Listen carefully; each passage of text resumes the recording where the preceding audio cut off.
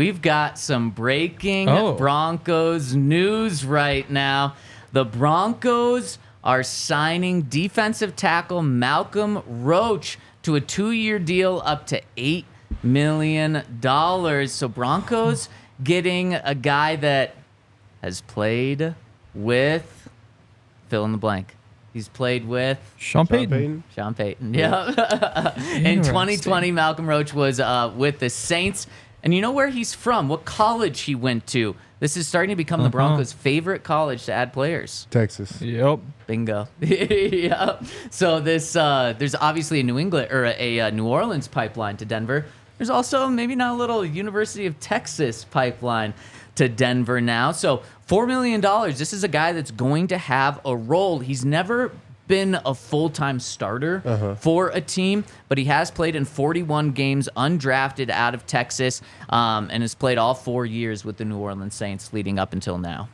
Yeah. Only 25, obviously. Pretty young player. I remember him as just like a big run-stuffing defensive tackle, nose tackle, who you sub in run situations in particular.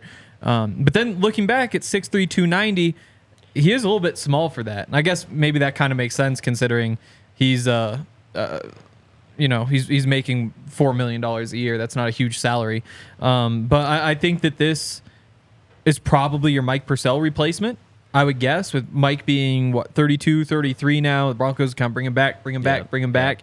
This might be them turning the page. I want to go back and watch and make sure he really is still just like a big old dude who plugs up the middle. But assuming that is the case, they had PJ Mustafa on the practice squad for like half of last year before he went to the Saints. And that was kind of one of your options after, or at this point, I guess, right now, with him potentially filling in for Mike Purcell. You have Iniu Uwazurike, who can apply for reinstatement in mid-July. All of the legal things seem to be behind him, with the gambling, betting on the Broncos, that sort of stuff. So the Broncos, I think, really did have a big hole at just a pure nose tackle, and you found a 25-year-old who can take that over. And again, not the most flashy player. He does have a sack in his career, but that's not really his game. So it just plugs up a gap. So does that mean we're keeping DJ Jones?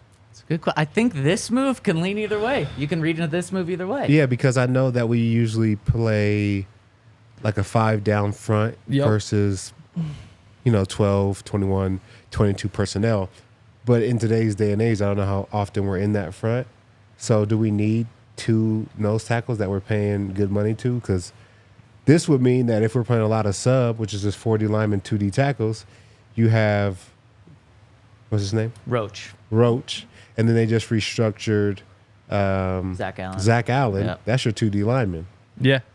But, I mean, they have options if they want to keep, one guy in the rotation. Wouldn't you think $4 million would be starter level for a defensive lineman? I mean, it's basically what Mike Purcell was getting 3 to 4 every year. I mean, I think that this is probably just a 1-for-1 because DJ likes to play a 3 technique.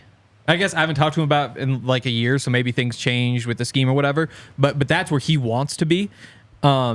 You could make the case he's probably just better at nose, but I do think that it is an option. You have like Roach as your nose, DJ as your 3 technique, and then Zach Allen is the 5, and that's kind of your 3-4 kind of base front with Roach coming out when you have like the 4-man front. So you go to nickel or whatever else you're doing, especially considering he typically plays about 40% of the snaps. That kind of adds up. And then you throw in the rotations from there. I kind of thought coming into this free agency, the Broncos needed to find a starter, but a starter like this, just somebody who can be like your Mike Purcell, rotate him in and run situations, figure things out from there, but then also some depth player as well.